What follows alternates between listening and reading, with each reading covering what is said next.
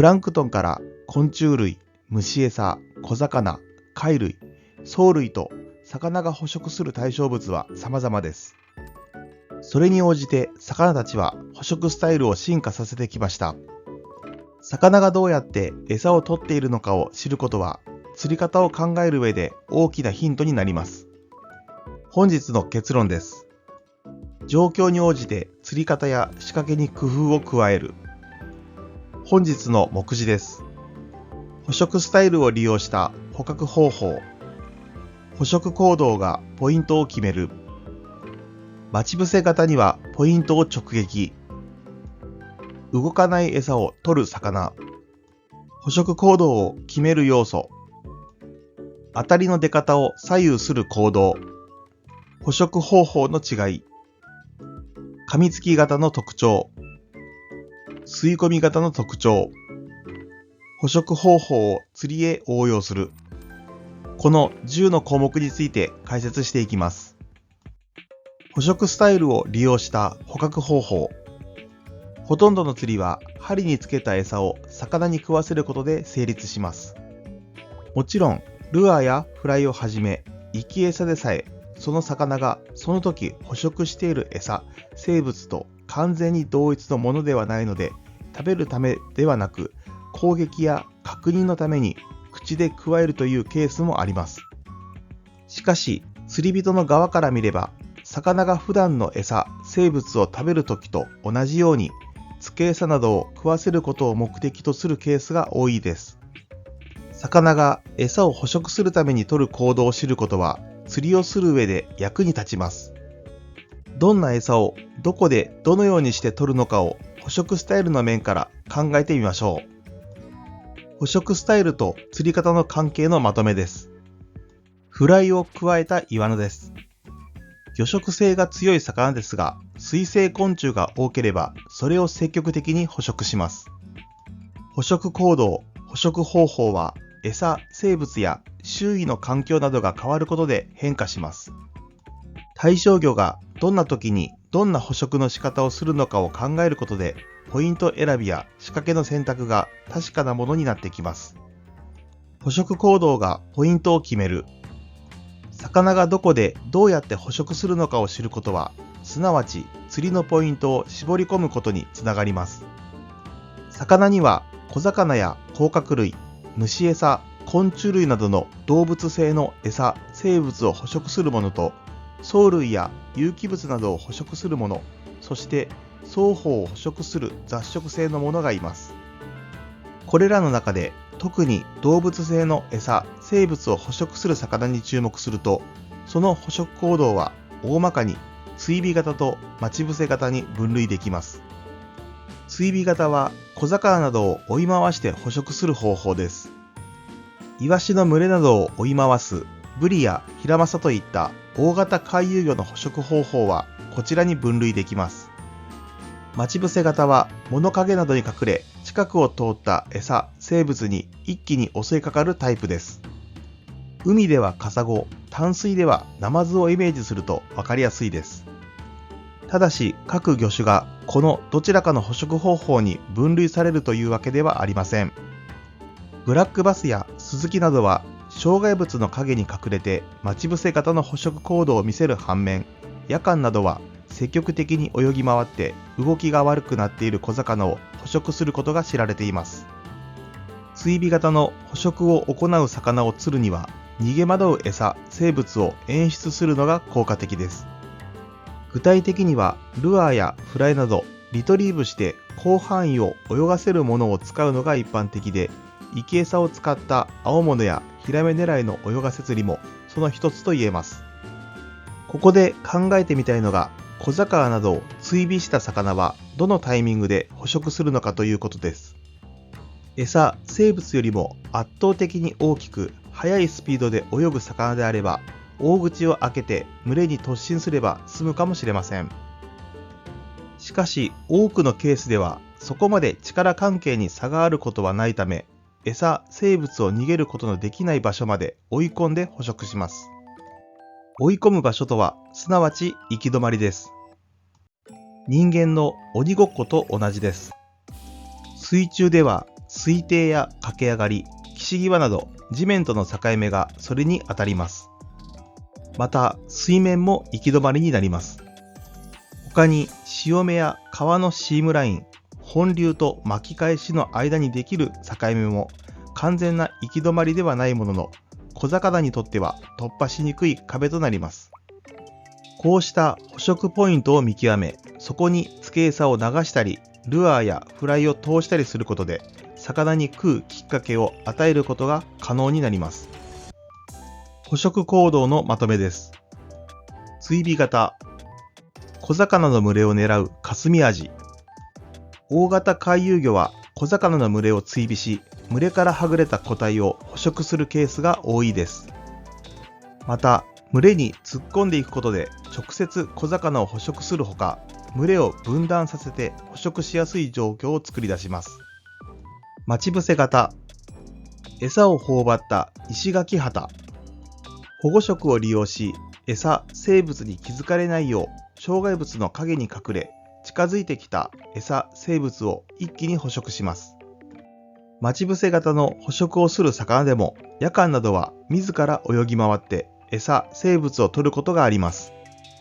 魚を追い込む場所。魚食魚が動きの速い小魚を捕食するのは決して容易なことではありません。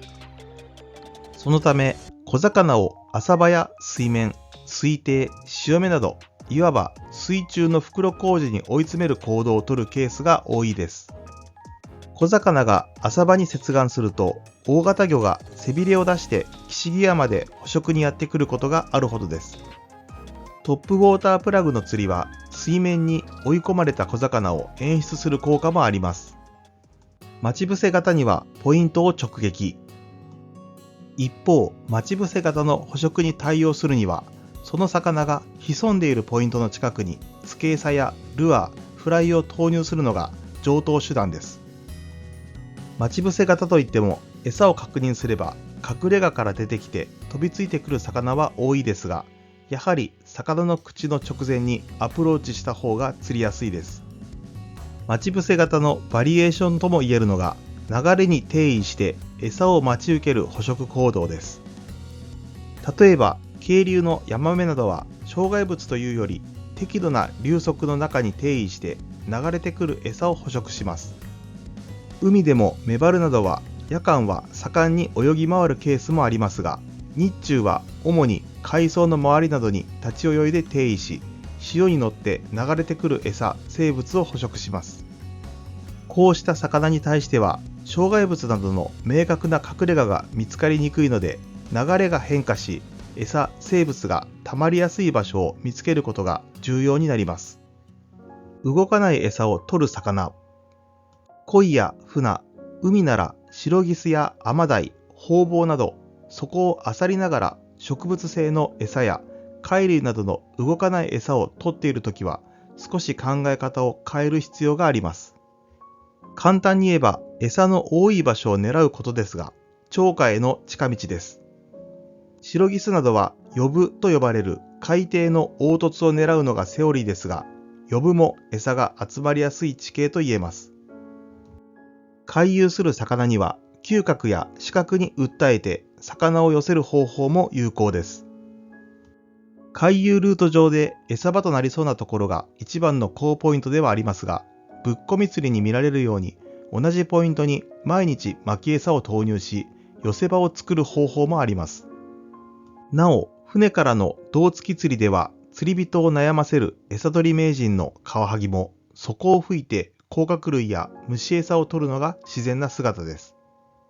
虫餌を使った投げ釣りなどで比較的イージーに釣れるのは、こうした行動を利用できるからと考えられます。捕食行動を決める要素。以上のように捕食行動は魚種のみならず取る餌によっても変わってきます。そして多くの魚は状況に応じて捕食方法を使い分けています。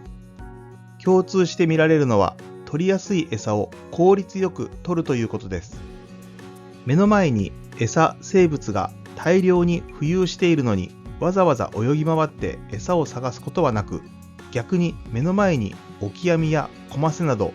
高カロリーで捕捕食しやすい餌が大量にあれば、そちらに捕食対象を移します。弱っている小魚を狙うという行動も多くの魚食魚で見られます。水面をふらふらと泳いでいる産卵後のワカサギを狙うトラウトの仲間、ゆっくりと沈んでいく小魚に興味を惹かれる根魚など、これらも取りやすい餌を取るための行動と言えます。小魚の群れを追いかけ回す大型青物は、群れそのものに突っ込んでいく行動を見せることもありますが、多くの場合、群れを追尾し、群れから離れてしまった個体を捕食しようとします。群れに突っ込むのは、群れからはぐれる個体を作り出すための行動と考えることもできます。当たりの出方を左右する行動。捕食行動の違いそのものは、当たりの出方を大きく左右することはありません。それよりも餌を加えた後の行動が重要です。簡単に言えば、餌を加えた後もその場に定位していれば当たりが出にくく、そのまま直進あるいは反転して泳げば大きな当たりが出るということです。餌を加えた後もその場に定位している行動は、いわゆる居食いという言葉で表され、当たりが出にくい捕食行動として釣り人を悩ませます。例えばメバルの場合、浮き釣りで狙うと最初ふわふわと浮きが動く当たりが出て、その後浮きが消し込んでいくというパターンになることがあります。これは立ち泳ぎしているメバルが餌を加えた後、ほとんど同じ位置に定位している状態ですが、ふわふわとした当たりとして現れ、口内に針先が当たって違和感を感じ、反転した時に浮きが沈むという風に想像できます。特に虫餌のように長い餌を使っているときは、最初のふわふわとした当たりで合わせてもすっぽ抜けることがほとんどです。大きく浮きが沈んでから合わせるのがセオリーになります。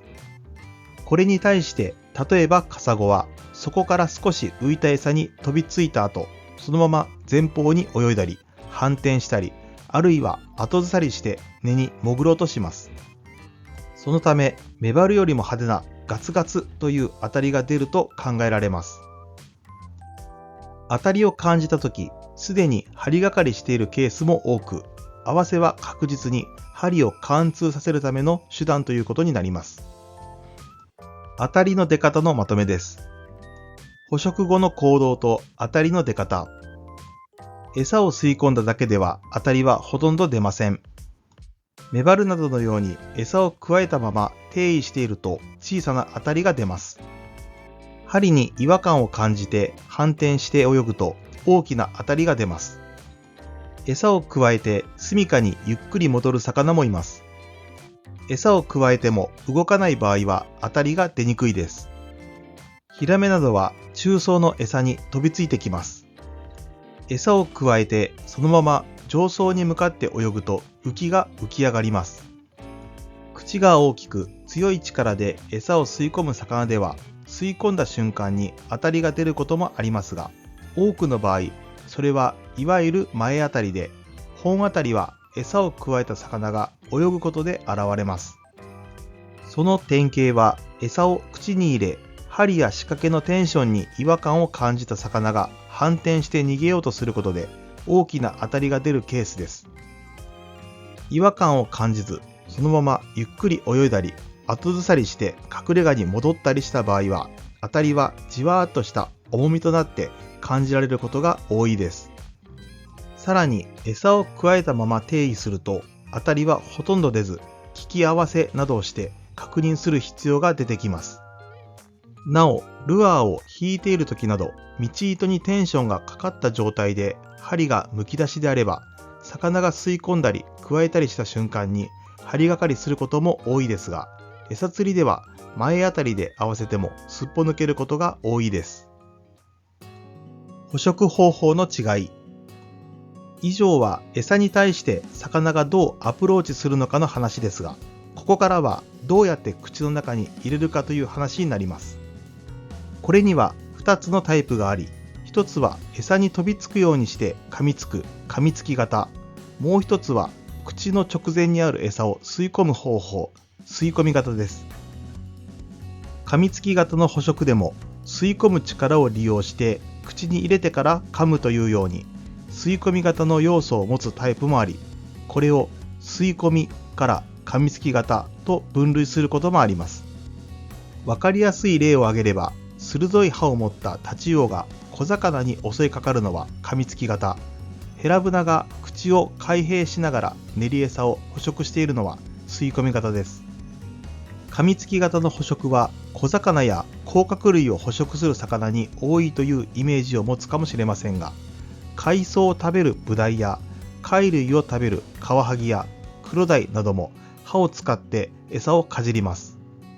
捕食行動と同様、すべての魚種が噛みつき型、吸い込み型のいずれかの捕食方法に分類できるというわけではありません。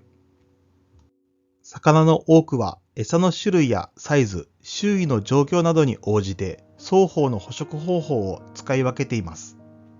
一つには餌の大きさが影響することです。当たり前の話ですが、餌が非常に小さければ歯で噛む必要はなく、吸い込むだけで口の中に取り入れることができるためです。餌の種類によって捕食方法が変わる例はクロダイにも見られます。カニや貝類などを捕食するときは、主に噛みつき型の捕食方法によりますが、虫餌などを捕食するときは吸い込み型の要素が強くなります。また、カワハギは水底を吹いてゴカイや甲殻類を探し、見つけるとそれをついばむように捕食することが知られています。捕食方法の違いのまとめです。水底の餌を漁る魚、鯉、口をパクパクとさせながら水底を漁って口に入るものなら何でも捕食する鯉。こうしたタイプの魚は嗅覚に優れ、餌が豊富な場所を探し出す能力に長けています。したがって視覚とともに嗅覚に訴える餌を使うことが有効です。カワハギ。カワハギは砂底に水を吹きかけ、砂の中に潜んでいる小型甲殻類や虫餌を捕食します。砂や泥ごと吸い込むのではなく、餌だけを選択的についばむように捕食するのが鯉の捕食行動との大きな違いです。食いやすい餌を演出する。弱った小魚を演出。産卵を終えて水面を漂うワカサギを模したフライ。トップウォータープラグの釣りでも弱々しい餌、生物を演出して食い気を誘うテクニックがあります。生き餌の動きを制限する。生き餌は元気な方がいいという考え方もありますが、仕掛けなどがつき、泳ぎが不自然になることが対象魚の興味をそそるというケースも多いです。魚が捕食する場所へ流す。流れの中に定位している魚は目の前に流れてきた餌しか捕食しないことが多いです。渓流釣りなどではこの食わせる筋を意識することが大切です。噛みつき型の特徴。噛みつき型の捕食をする魚は硬く丈夫な歯を持っていることが多いです。そして対象とする餌、生物によって歯の形態が異なります。小魚を捕食するタチウオなどは餌、生物を捕食して絶命させるための鋭い犬歯が見られ、マダイやクロダイなど硬いものを噛み砕く魚は犬歯と臼歯、藻類などを噛み切るメジナやブダイなどは門歯が発達しています。サザエなどの硬い殻もバリバリと食べてしまうイシダイは上下の顎ごとに歯が融合し、くちばしのような特徴的な歯の形状になっています。噛みつき型の捕食は一口で吸い込めないほど大きい餌を取るときに顕著に見られます。よく言われるのが肛門や目など特定の場所を狙って食いつくということです。他に飲み込みやすいように頭から食いつくという話も聞かれます。しかし、すべての魚がそうだとは言い切れないのが正直なところです。ヤマメが小魚を頭から飲み込んでいる画像を見ると、飲み込みやすいように頭から食いつくというイメージが強くなりますが、これはヤマメが吸い込み型の要素を併せ持っているからと考えることもできます。インターネットの動画サイトなどでは、魚の捕食シーンが収められた映像をいくつか見ることができますが、例えば水槽内でドンコが小魚を捕食する映像では、近くに来た小魚の横から噛みつく様子が見られます。一つ言えるのは、噛みつき型の捕食の場合、一度噛みついたら容易には離さず、餌が絶命するまで噛み続けるということです。ヒラメの泳がせ釣りなどで当たりがあってもすぐには合わせず、何十秒も待つのは、こうした一度食らいついたら離さないという習性があってこそのものと考えられます。また、生き餌のどこに食いつくかが定かでないため、針のあるところまで十分に食い込ませてから合わせるというのも、食いつく場所が常に同じではないということの裏返しと考えられます。吸い込み型の特徴。吸い込み型の捕食をする魚の多くは、糞部を前に突き出すことができる構造の口を持っています。口を突き出すことで口内の容量が急激に大きくなり、不意語を開いた時のような、いわゆる陰圧の状態になることで水が吸い込まれます。口を突き出し、水を吸い込む際に、口の直前に餌があれば、餌は水とともに吸い込まれるわけです。川底をつっつきながら餌を探す鯉などは、その代表と言えます。また、その獰猛なイメージから、噛みつき型の捕食をすると思われがちなブラックバスやブルーギルも、実は餌を吸い込んで捕食します。餌が口内に入るかどうかは、水が吸い込まれる勢い次第です。水が大量に吸い込まれれば、それだけ多くの、もしくは大きい餌が口の中に入ります。ブラックバスとブルーギルを比較した実験では、口の大きなブラックバスの方が水が吸い込まれる量が多いことが分かっています。魚が餌を口に入れるのに要する時間はわずか100分の1秒以下になります。この動きを捉えるのは高速度カメラがなければほとんど不可能です。また実験で正確に測られたことはありませんが、魚が吸い込んだ餌に違和感を感じ、吐き出すまでの時間はコンマ何秒の世界と言われます。これではいくら敏感な浮きなどを使っても人間の反射神経では対応できるはずもなく、合わせの動作が始められるのは餌を口に入れた魚が動いて浮きや手元に大きな反応が出てからになります。いくら早合わせといっても魚が最初に餌を吸い込んだその瞬間に合わせているわけではありません。なお、噛みつき型、吸い込み型の違いにかかわらず、口の向きに注目すると、魚がどの層にいる餌を取っているのかについてもおおよその見当がつきます。単純に言えば、口が上を向いていれば表層、下を向いていれば低層の餌を主に捕食していると考えられます。例えば、口が下を向いている鯉も水面の餌を食べることはあるので、あくまで一般論でしかありませんが、魚の口が捕食する対象物に合わせて進化してきたことを表すものと言えます。捕食の特徴のまとめです。口の形に注目する。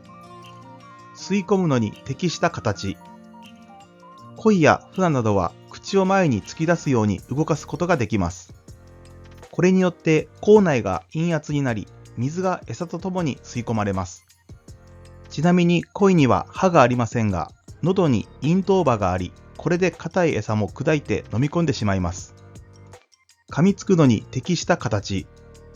タチウオやサワラ、イソマグロなどの口には鋭い犬歯が並びます。この歯で小魚に噛みついて捕食します。なお、タチウオは硬い殻を砕くために必要な臼歯がないことから、貝類やエビなどを捕食しないことが知られています。表層の餌を取りやすい形。上顎が弁のような形をしたサユリド口。表層を漂う微小な餌を吸い込むための形状です。メダカやモツゴなど水面近くを漂う餌、生物を捕食する魚は、おしなべて口が上向きになっているのが特徴です。そこの餌を取りやすい形。マハゼの口は水底の餌を取りやすいよう下を向いています。海ではシロギスやホウボウなどの低生魚にこうした下向きの口が見られます。ただし、同じ低生魚でも中層の小魚などを捕食する魚の口は必ずしも下向きではありません。様々な捕食スタイル。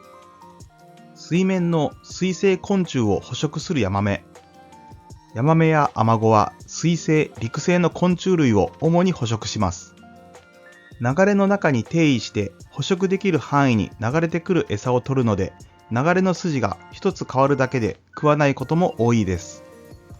昆虫類以外に小魚なども捕食する獰猛な一面も持ちます。小魚を捕食するゴギ。イワナの仲間は水底付近の障害物の影に隠れ、近づいてきた魚を捕食することが知られています。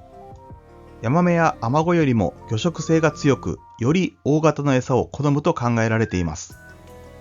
群れで捕食行動するシマアジ。シマアジは肉食で、主に小魚や甲殻類などを追尾して捕食することが多いです。